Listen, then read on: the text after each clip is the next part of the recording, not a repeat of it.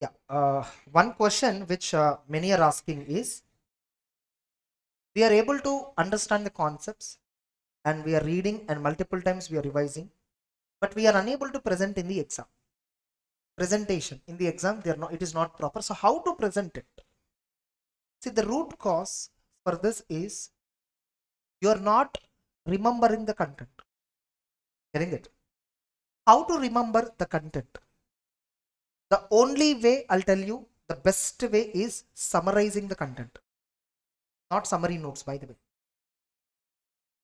We must know how to summarize what we studied. I'll show you right now. Just for the sake of exercise, I'll show you. Like I told right at the beginning of this session, using the same material, how we should revise. Getting it? So let me open this 610 once again. So 610. SAS 610 once again I'll open.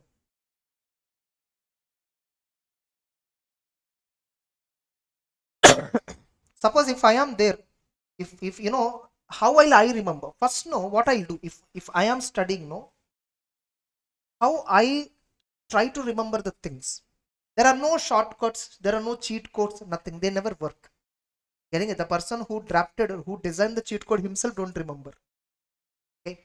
So like if I read the standard, first how I read, what is my approach of learning, I'll tell you. So first I'll read the standard. You know, first question is there, for example, in this case, internal audit function refers to function of an entity. It's a function of an entity. It's one type of function that performs assurance works, consulting activities. Why are they designed? To improve the effectiveness of operations of the entity. What are the various operations? Governance, risk management, internal control processes. You see, I'm not reading here. I'm explaining to myself. Able to understand? Now, if you read like this, most of our memory, it depends upon the way we read. You see, there are many movie scenes itself you recollect. Certain scenes you remember so well in entire movie, but certain scenes you don't even recollect. Next time when you're watching it, this and all happened. You feel like that. The way it was taken, the way you read, that impacts your learning process. Many don't observe on this. You know, various minor things which many students don't observe, how they are reading. Like suppose how you read the same. Internal audit function refers to a function of an entity that performs assurance and consulting activities designed to evaluate, improve effectiveness of the entity's governance, risk management, internal control. Okay, I'll write one time is equal to 10 times reading. The student will sit and write without saying, without analyzing. You need to process. When you're reading, no, you should struggle, able to understand. The way you read, you see, when I read, it looks like explaining. Getting the point? Suppose below you see, the objectives and scope of internal audit function typically include what? Assurance and consulting activities. Now you see the way I'm sounding. Internally also you should read like that. Able to understand? If you read like that, you are explaining to yourself while you're reading. And the punctuations, the observations of the wordings, that gives you a long memory. Able to understand? Suppose there are sentences in audit.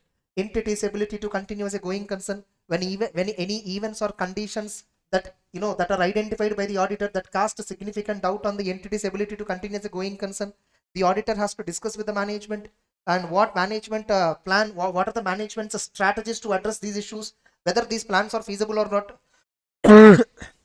And there I apply my common sense also. My common sense also we have to use there. Okay, some events are identified. What will you do? You need to talk to the management. Ask them what are exactly all these events and conditions. What is your plan to deal with them? How far these plans work in reality? Get a declaration that they have these plans, they are going to implement these plans, and they work in reality. Get a declaration. This is what they told, right? In that standard also. Now you see, when I'm revising also, I am not leaving the native terminology.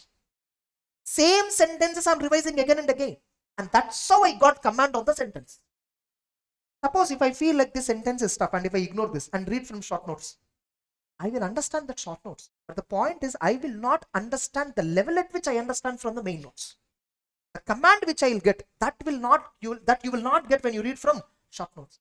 And whereas in the institute question paper, you are appointed as an auditor of so and so entity, As part of your audit, as part of your risk assessment procedure related to going concern, you identified some events or conditions that may cast a significant doubt on the entity's ability to continue as a going concern. By the time you read this itself, you understand that you don't know.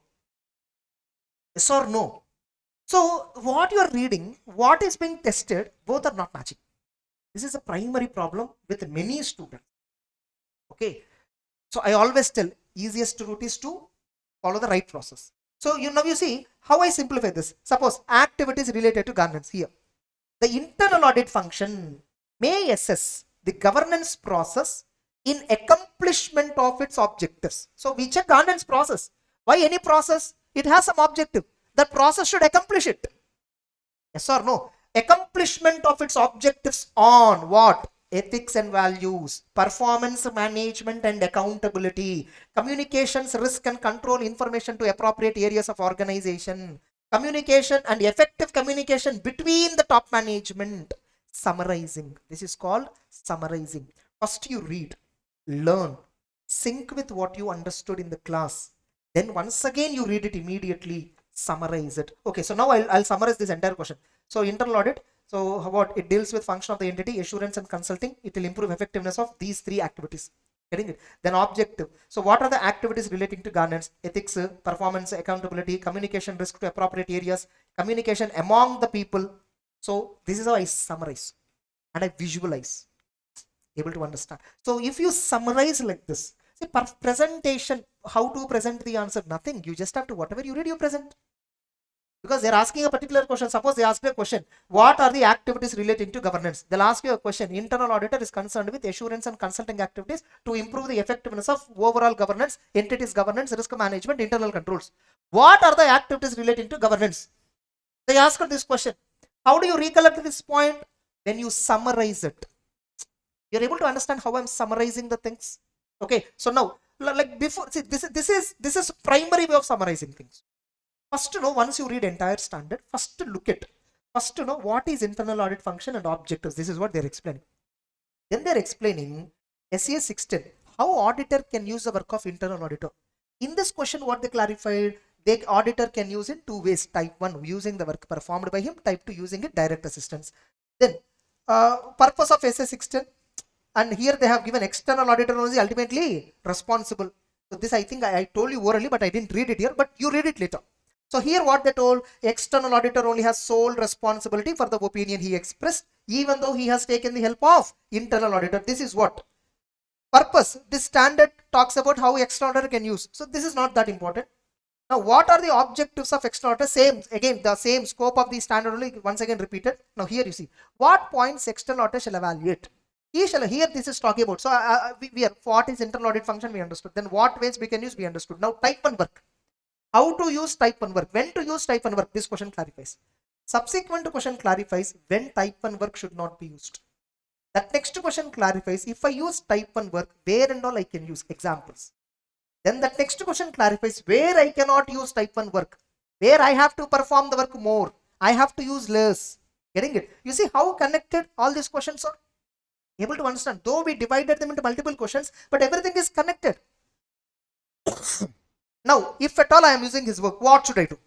If I decided to use his work, what should I do? I have to discuss with him, I have to read the internal audit reports, I have to perform the procedures on the body of the work of internal auditor. Then, I have to coordinate with him, I need to analyze certain points. Then finally, we are entering into direct assistance. So now we are coming to type 2. So in another way the internal auditor work can be used is type 2, direct assistance. What is direct assistance? Read it once. When we can use direct assistance, read it once. When it is prohibited, read it. Then, even though it is not prohibited, even though we are using, there are some work where we cannot use his work. So identify that. Then get a written agreement. Now you see, a holistic view we are getting. Actually through charts, this is what they are presenting. Through charts, no, they are presenting that. But the purpose of presenting chart, people are not understanding. Able to understand? Chart means what? Overview. This entirely is what overview is given in a single diagram.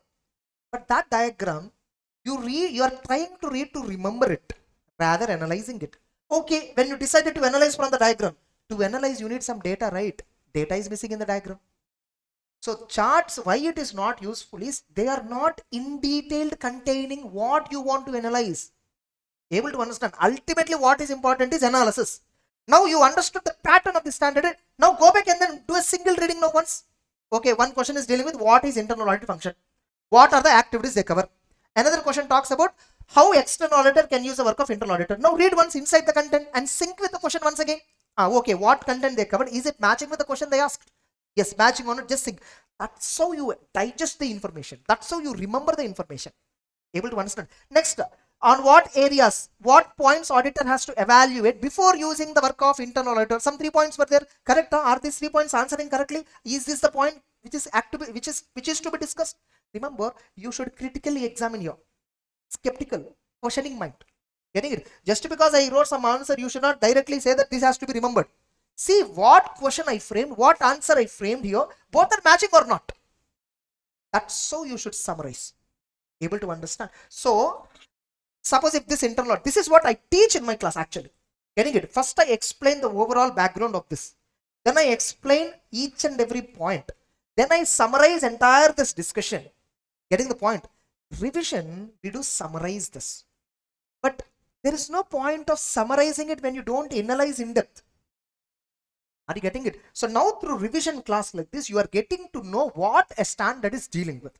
Now you need to read inside each and every content. Now in this revision class, I am telling you how each standard is connected with the reporting requirements. SA 501. Suppose I'll open SA 501. After sampling, it is there, right? Suppose SA 501 itself I will open. You see, they'll ask you a question. What is the objective of auditor under SA 501?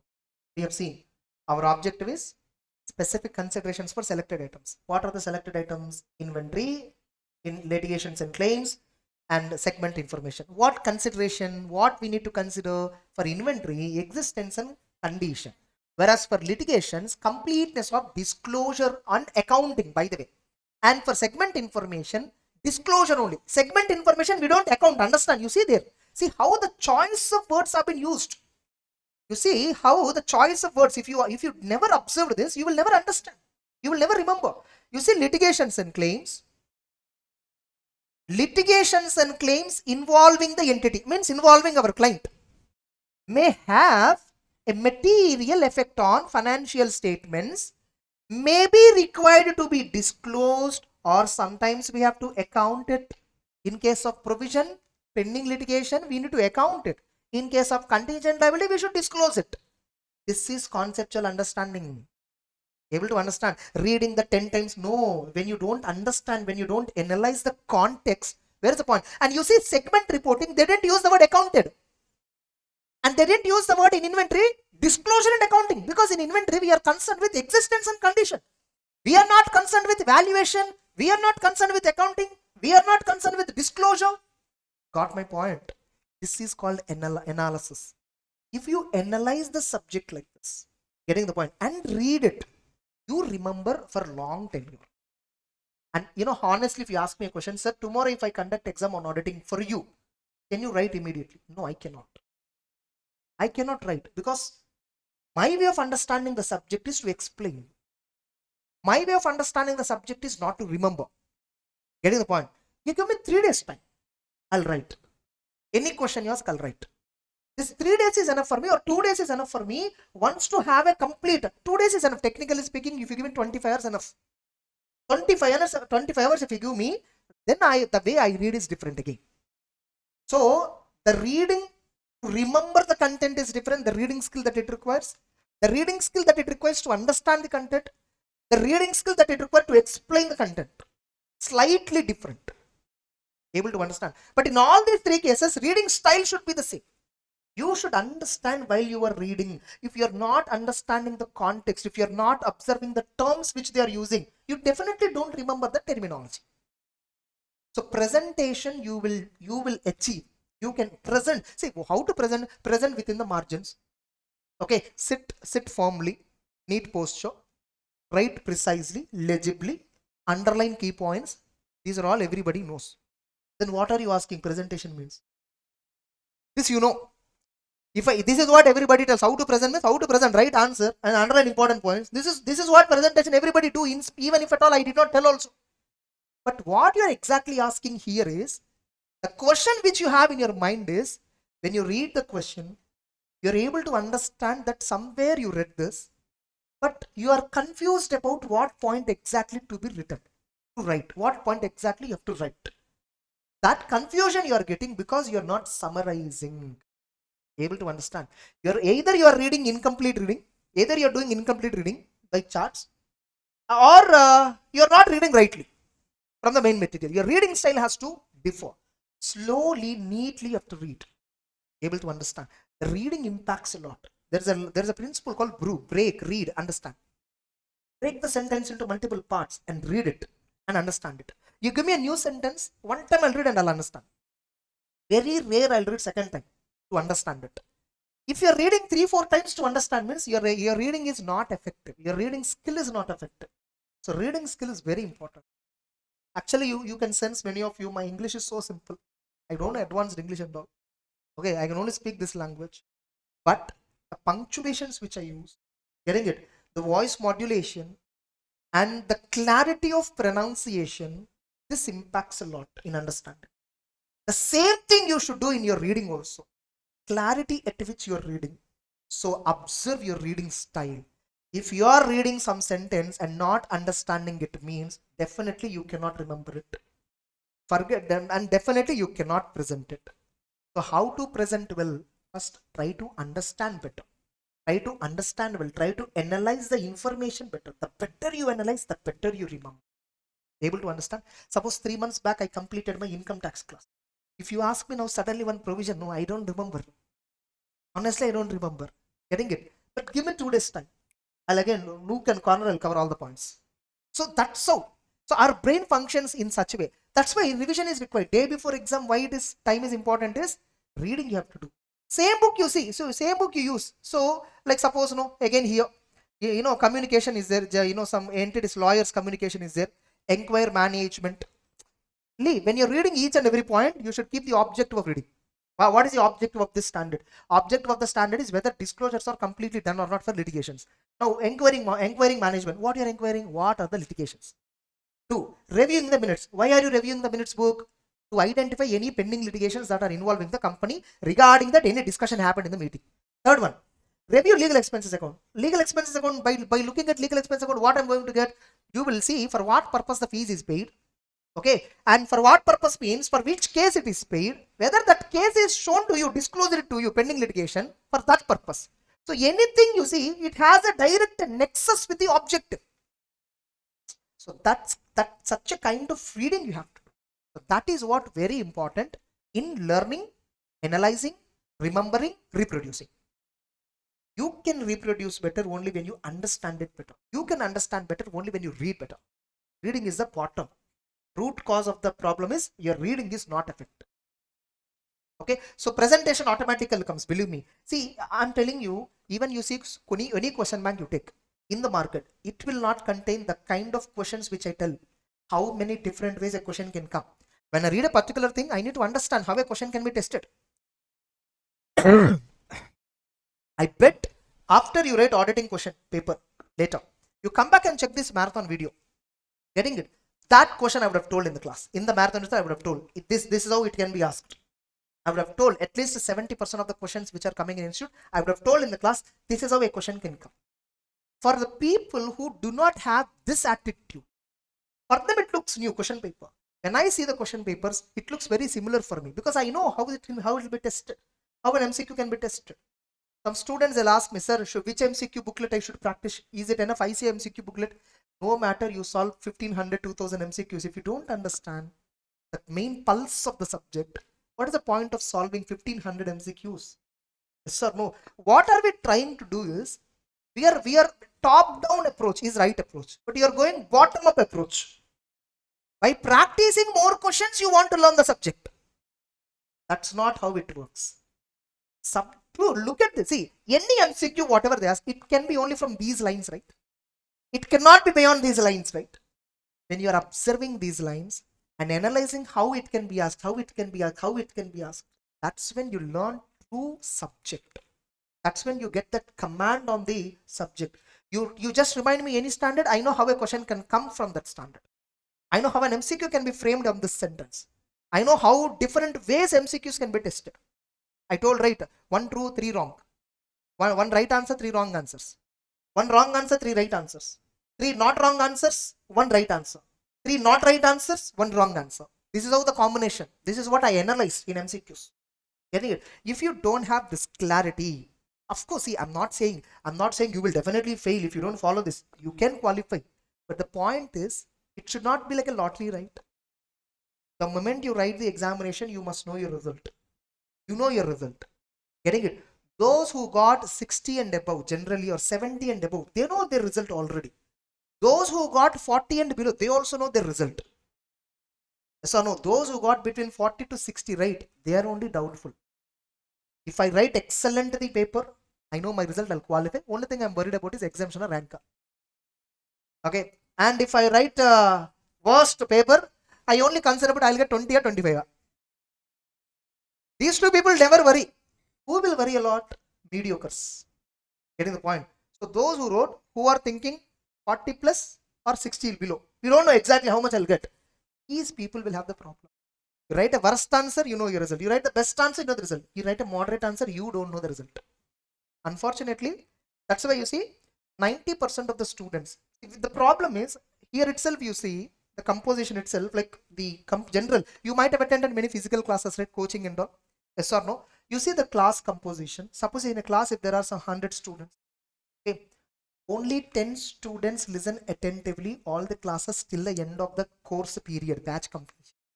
Initial first 2 days, all 100 students were full active. Law of diminishing marginal utility. Getting it? The next, after a week, 10 of them will be absent. And they will think like, okay, let's attend from the next chapter itself. They'll call their existing friends. Which chapter is going on? Okay, fine. Next chapter will come directly to that class. That next chapter also, he'll miss some class. That time he'll decide. That next chapter will come. And likewise, by the time almost half the batch duration completed, 30% of the classroom will not be attending the class itself. Then coming to remaining 70, out of remaining 70, 50%, okay, 20 plus 50, that's what my count is. 50%, they just plainly sit, stare everything, stare the fan, stare the AC, stare the wall. Okay, look at who are there in the class, who are nice, who are not nice. Okay, all this, who are looking good, all that. Okay, so this is what their mind is involved with. Remaining 20%, they always remember their problems. They know they're very committed. They want to read a lot, they want to study a lot, and these 20 out of 100 will effectively listen to the class till the end. Out of these 20, they start preparation once classes are completed. They are committed to their work, and out of these 20, 15 will qualify. You want to check this. These remaining 8 who are there, right, who left in between, so no, they fail. And the unfortunate thing is, we compare pass percentage out of 100 only. Are 80 students, the work, the basic work which they are supposed to do, they are not done. They didn't do. How can you compare with them the result? Getting the point? You can't compare them into the result consideration. Right? You should compare whom? How many of them consistently work till the end? That we should compare. Are you getting it? So understand what you're doing. Observe what you're doing. Observe what is your priority. Have clarity in whatever you're doing. Clarity of mind is very important. One of the important personal qualities of an auditor is what? Clear-headedness. Yes or no? Clarity of thought. So have clarity. Now again, some students ask, sir, should I write both the groups or single group? I have only this much time. Should not ask me. Should have clarity on that. Yes or no? You ask, how do I know what is your status? I don't know how far you understood costing. I don't know how far you understood taxation. I can't understand what is your status of learning on each and every subject, right? With respect to audit itself, I can't understand. And you are coming and asking me, should I write both the group, single group? First, no, stick to one group. One common rule. This is a common rule which I tell everywhere. Stick to one group. Finish that entire group. 80% of the syllabus in each subject. 75 to 80% of syllabus in each subject. In every subject, some 3-4 chapters, leave it. First to finish remaining 10, 11, 15 chapters, whatever. Getting it? Finish it off. Revise it thoroughly. Finish all the 3 subjects. One group preparation completely over according to you. You felt you are satisfied now. You are ready to write exam. Still you have 2 months time. Then you plan for the other group. Getting the point?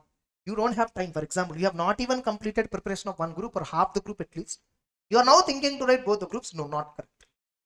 So prepare first. If you still have time, then start the other group. Now when you started the other group, 20 days before exam commencement date, once again assess yourself. Can you still hold both the groups as it is? April 10th, Assuming May beginning is the exam. If at all exams gets postponed because of election, that's a different story. So April 10th, once again assess yourself. Am I okay? Can I still proceed with both the groups? The other group which I already completed a preparation, am I strong at? Am I still able to write? If exam is conducted in the next 2 days, is it enough for me to revise that paper and then go and write? If you think you're not getting that confidence, skip the idea of other group. Focus on that group, clear one group, reduce your burden in the next attempt. Able to understand. This is how your analysis should be. Technically, if at all we met in the day one itself, I would have given a proper plan until you're already edge. You're near to exams, 2 months away.